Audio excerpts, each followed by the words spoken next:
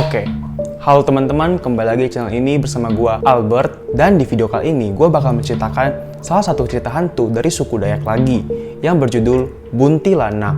Cerita yang gue dapatkan ini dari seorang narasumber. Untuk nama aslinya nggak bisa gue sebutin, kita panggil aja namanya Eli. Nah, apa itu Buntilanak dan seperti apakah tampang dan rupanya?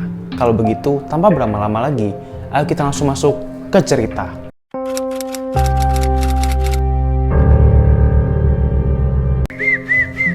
Ya elah, udah kerikot. Ya udah, gue sekalian promo ya. Jadi gue lagi rapin rambut pakai mereknya For The Man. Pokoknya gila banget promotenya. Kenapa? Karena rambut gue yang aslinya tuh berantakan banget kan. Terus gara-gara pakai produk ini jadi mudah diatur. Pokoknya kalau sekarang gue disuruh pilih ngatur pasangan atau ngatur rambut, gue lebih milih ngatur rambut. Gila banget kan tuh. Jadi gampang banget diatur dibanding cewek gitu. Jadi kalian jangan lupa beli ya. Ini ada Instagramnya di sini, oke? Dan gimana, gimmick saya keren nggak? Oke, lanjut, bye.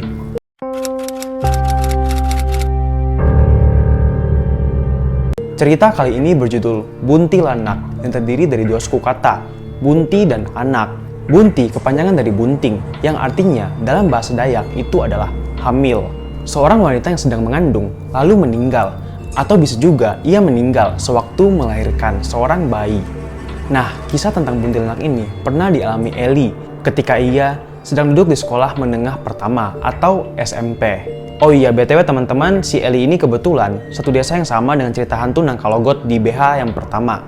Buat kalian yang belum nonton, silahkan cek video sebelumnya, oke? So, pada waktu itu, Eli dan teman-temannya berangkat ke sekolah dari rumah sekitaran jam 10 pagi. Eli bilang waktu itu tahun 80-an dan katanya mereka masuk sekolah sekitaran jam 1 siang. Memang sekolah zaman dulu begitu, ungkapnya. Terus, mereka juga harus menempuh jarak sekitaran 8 kilo yang kira-kira membutuhkan waktu 2 hingga 3 jam. Dengan berjalan kaki untuk tiba di sana, dan biasanya ketika mereka jalan itu perginya barengan. Sekitarannya 7 sampai belasan orang gitu. Soalnya apalagi zaman dulu itu rawan dengan namanya penculikan anak. So akan lebih baik kalau mereka jalan bareng-bareng gitu. Ditambah, jalan yang mereka lalui itu masih terbilang sempit dan cukup sepi. Ya kayak jalan tikus gitu loh. Dari suatu kampung ke desa tempat yang ada sekolah itu. Posisi tempat tinggal mereka itu di kampung yang kecil, di mana posisi sekolah SMP-nya itu cuma ada di kecamatan. Dan mereka mau nggak mau harus lewatin hutan gitu, jalan tikus itu untuk menuju ke sana. Namanya jalan tikus itu kecil gitu ya, biasanya muatnya untuk sepeda mungkin, oke? Pokoknya entah bagaimana, hari itu waktu mereka mau OTW jalan, nah tiba-tiba langit itu hujan. Hujannya juga bukan hujan biasa, melainkan hujan panas. Kayak gerimis-gerimis kecil gitu loh, tapi langit nggak mendung, melainkan cerah, cuman hujan. Nah kalau di tempat gue juga nyebutnya hujan panas sih. Dan nggak tahu ya mitos tempat kalian dengan tempat gue sama atau enggak. Gue dari Kalimantan. Kalau di tempat gue katanya kalau hujan panas itu momen-momen yang makhluk-makhluk halus itu keluar katanya. Nggak tahu di tempat kalian apakah sama ya mitosnya atau enggak. Oke? Cuman ya waktu itu katanya dan teman-temannya itu nggak peduli gitu loh. Mereka ya bisa dikatakan anak kampung yang semangat aja untuk sekolah gitu. Jadi ya tentang hujan panas ataupun hujan gerimis gitu nggak jadi masalah untuk mereka. Pokoknya mereka itu geng-gengnya anak-anak yang semangat lah untuk sekolah.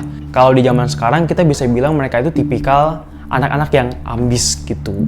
So ya udah di momen itu mereka pun jalan kayak biasa, apalagi ada bantuan dari daun-daun pohon yang mereka lewatin, jadi nggak terlalu begitu basah lah. Terus juga bisa ditahan pakai tas di atas gitu kan. Gila, rambut gue keren ya karena pakai For The Man. Terus ya udah mereka nikmati aja perjalanan itu. Sambil mereka jalan pelan ke sekolah itu mereka juga bercanda gitu loh. Jadi nggak terasa aja waktu kan.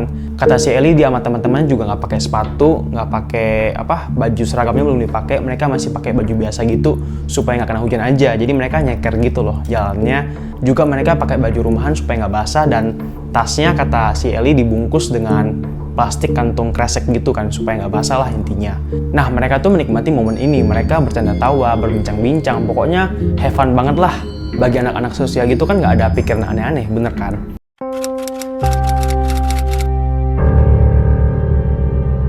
Nah, sampailah ketika si gerimis ini atau hujan panas ini udah berhenti.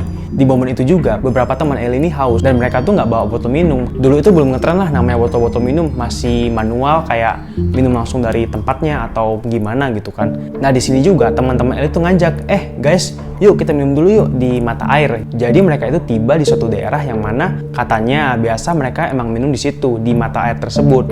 Cuma posisinya itu, ini kan jalan raya utama ya. Nah, terus untuk menuju mata air itu mereka harus geser sedikit nih di kiri. Pokoknya mereka harus ke kiri dikit dari jalan utama, dari jalan tikus itu ya, untuk dapetin si mata air ini. Jadi mereka masuk ke kiri, melenceng sedikit dari jalan. Kemudian ya udah tuh semuanya masuk kan, sekitar belasan orang menuju ke mata air itu juga kan. Juga posisi tempatnya itu nggak rata jalan. Jadi mereka harus sedikit ada tanjakan batu sedikit deh, baru ada kolam kecil. Dan katanya air di kolam itu jernih banget. Apalagi tadi habis hujan kan. Terus kolam itu airnya itu dialirin dari atas. Jadi kayak ada bukit, dari bukit tinggi gitu loh, ngalir ke bawah. Nah itu airnya ngumpul di kolam itu gitu. Oh iya, gue salah info, sorry ya. Berarti mata airnya dari atas bukit terus turun ke bawah dan ngumpul di satu tempat yang menurut Eli tempat itu jernih ya. Biasa mereka emang minum di situ. Terus ya udah tuh mereka semua ngumpulkan kelilingin mata air itu, kolam kecilnya, dan mereka minum kayak biasa. Nikmatilah air-air itu kan. Juga ada yang saking senangnya ketemu air, mereka kayak sedikit-sedikit ngelempar lah ke temannya. Ya biasa, tipikal-tipikal anak kecil gitu. Kemudian sampai suatu titik di mana waktu ini posisi Eli di kiri dan ini temannya ya. Temannya ini cowok ya, kita panggil aja si A. Waktu si A lagi minum gini kan, tiba-tiba itu ada piring lewat gitu kan.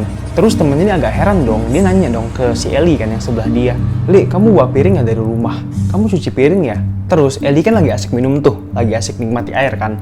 Dengan teman yang ngomong gitu, dia pun langsung ngejawab. Inak mungkin lah, aku inak bawa pinggan, kata si Eli. Dalam bahasa Dayak yang artinya, enggak lah, nggak mungkin aku bawa piring katanya. Di momen itu juga mata Eli pun langsung ngeliat tuh ke kolam tadi kan. Nah bener, ada piring bentuknya bundar kayak biasa. Terus kata Eli piringnya itu kayak piring-piring yang biasa dipakai untuk sesajennya orang Dayak. Itu katanya pingan, itu bahasa Dayak piring ya. Pingannya itu biasanya ditempatkan di atas kuburan gitu loh, kata si Eli kan. Waktu si Eli ngejawab omongan temannya ini yang ngeliat pertama tadi, teman-teman yang lain tiba-tiba juga ngeliat dong kayak, oh iya kok ada piring ya gitu. Akhirnya belasan orang sana itu tahu dong, oh iya beneran loh ada piring di situ kan.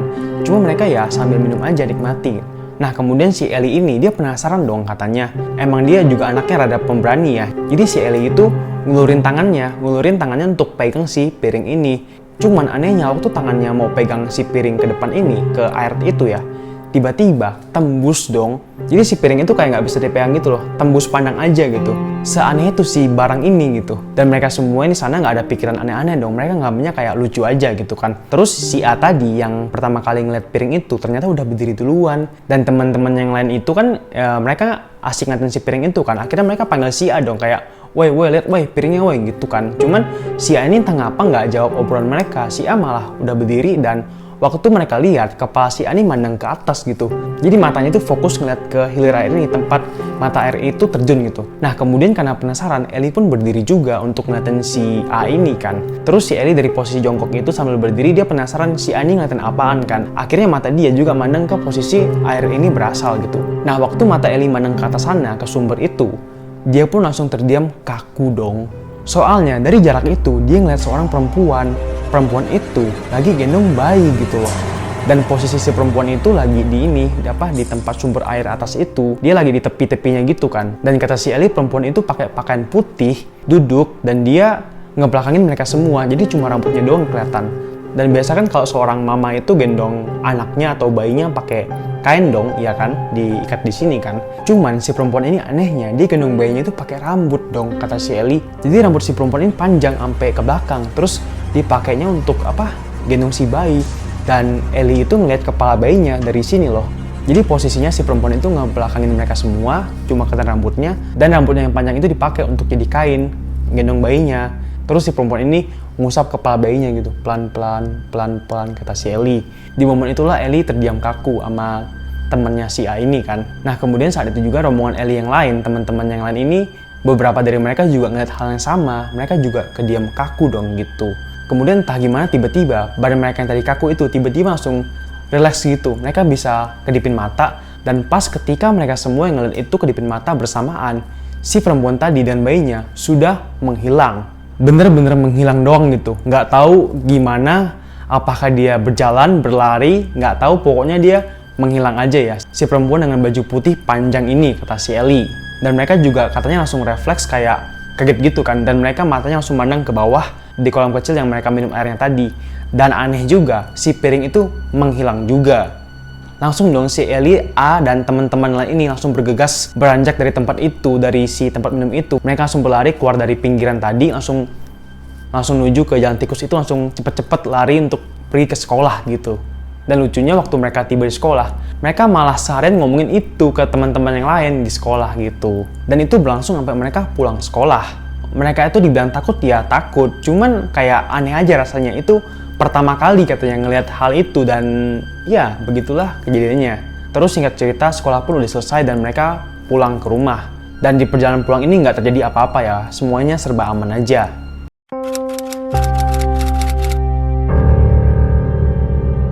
Terus di malam harinya waktu Ellie udah pulang ke rumah, udah beres-beres, udah mandi segala dan waktunya makan malam. Karena zaman dulu itu kalau makan malam bersama-sama katanya. Apalagi kalau ada yang tua, kita harus nunggu yang tua itu. Dan situ posisinya yang tua adalah nenek si Ellie, jadi mereka makannya barengan nenek. Nah di momen ini juga Ellie pun cerita apa yang dia alamin tadi siang itu loh. Semuanya pokoknya Ellie ceritakan lah. Nah lucunya lagi, respon nenek Ellie ini agak unik gitu ya. Jadi neneknya itu malah ngomong kalau si Ellie next time ketemu barang kayak gitu lagi, si pinggan ini ya, pinggan untuk kuburan itu, coba diludahin dulu, gitu. Habis udah diludahin baru kamu coba ambil dan pastinya 100% piring itu bakal bisa diambil, kata neneknya Ellie. Jadi memang kalau kamu ketemu barang itu dan kamu cuma pegang gini ataupun kamu cuma mau ambil kayak biasa, nggak bakal bisa, kata neneknya. So kalau kamu ketemu yang kayak gituan dan ada piring lewat, kamu ludahin aja dulu baru kamu pegang. Itu pasti bisa kamu ambil. Terus neneknya juga bilang kalau kamu bisa pegang barang itu, katanya sih bakal bawa rezeki barang itu. Jadi jimat kan nggak tahu apa, pokoknya ya bisa bawa rezeki aja, kata nenek Ellie. Oh iya, dan sosok itu tadi nenek bilang namanya Buntilanak. Inilah sosok yang gue ceritakan di awal judul, Buntilanak, yang meninggal ketika sedang melahirkan ataupun ketika lagi hamilin bayinya. Kalau dalam bahasa Indonesia sih biasa kita panggilnya dengan sebutan kuntilanak. Pokoknya setelah semua hal itu dijelaskan oleh nenek Ellie dan Ellie juga udah ceritakan semuanya, Ellie menceritakan ini lagi ke teman-temannya. Dan di kemudian hari dan seterusnya mereka malah makin sering minum di tempat itu malahan. Mereka malah nunggu si hantu buntilanak ini yang nyuci piring itu gendong anaknya keluar lagi. Soalnya mereka katanya pengen ngeludahin si piring itu biar bisa dipegang. Cuman ternyata itu adalah momen pertama dan terakhirnya bagi Ellie. Dia udah gak pernah lagi sama teman-temannya ngeliat barang itu. Dan untuk sekarang si Ellie ini udah berkeluarga, juga teman-temannya udah pada punya anak. Terus ketika dia pulang kampung, dia sering lewatin tempat itu katanya. Sekarang posisinya udah nggak ada tempat minum air lagi ya, udah kering. Cuman dia masih ingat tempatnya di sini loh gitu. Dan lantas juga udah nggak ada tuh sumber air lagi, udah nggak ada airnya lagi. Ellie sih katanya bakal tetap ingat tempat itu, tempat dimana dia ngeliat si piring antik ini, si pinggan antik ini gitu. Dia cerita waktu gua nanya, kalau kamu ketemu piring itu lagi, apa yang mau kamu lakukan, Ellie gitu ya. Si dianya ngejawab, dia ya masih pengen ngeludahin si piring itu, pengen pegang itu loh, kata dia unik. Dan iya, ceritanya pun cuma sampai segitu selesai.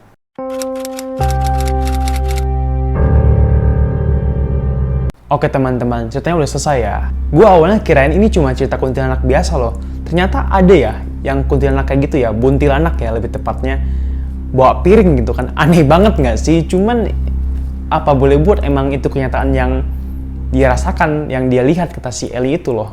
Awalnya gue juga merasa agak aneh ya kayak gitu kan. Itu gue pertama kali loh dengar cerita yang kayak gini, yang ada hantu bawa gendong anak pakai rambut gitu loh. Terus dia nyuci piring itu nggak tahu piring dia atau piring gimana gitu kan. Piring yang dari kuburan ini, kuburan tradisional Dayak, si pinggan ya, bentuknya kayak piring biasa, cuma sebutannya pinggan gitu.